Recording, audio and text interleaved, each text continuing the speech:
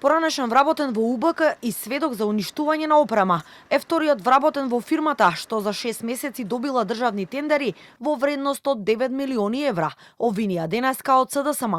Според опозицијската партија, станува збор за известен Глигор Поцев, кој во минатото бил дел од управата за безбедност и контраразузнавање и бил сведок во предметот Тврдина Таргет, кој се однесува на уништување на опрема за масовно прислушување во, како што тврдат, времето на Сашо Мијалков.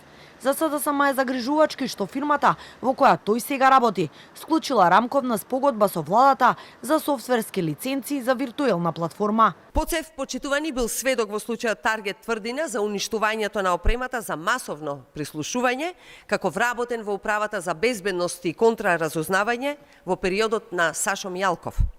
А токму последниот договор со владата и оваа фирма е рамковна спогодба за софтверски лиценци за виртуелна платформа.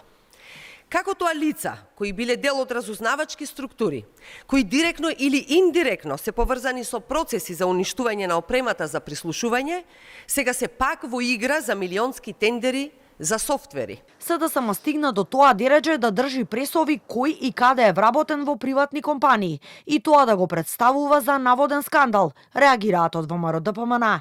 Тврдењата од опозицијата ги оценија како спинови и конструкции и им порачаа да погледнат во сопствените редови и нивните, како што велат, коруптивни и криминални дејствија.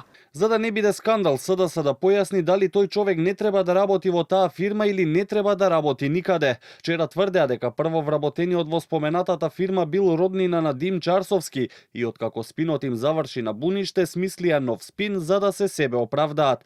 За подсетување во продолжение ги подсетуваме на безбројните афери чии носител е СДС и нивниот лидер Венко, како Шпанско село 2, каде Филипче се стекна со огромен имот наводно, сомнителните тендери во Рек Битола и Есама за набавка на јаглен од која фирма, исто така Филипче профитирал и тоа на поклон добил луксузен джип Ауди Q8.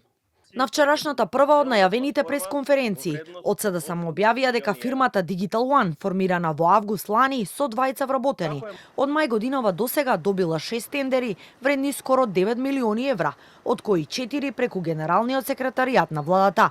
На пресконференцијата реагираше и поранешниот портпарол на ВМРО-ДПМН Дим Чарсовски, кој беше споменат како роднина на сопственикот на фирмата.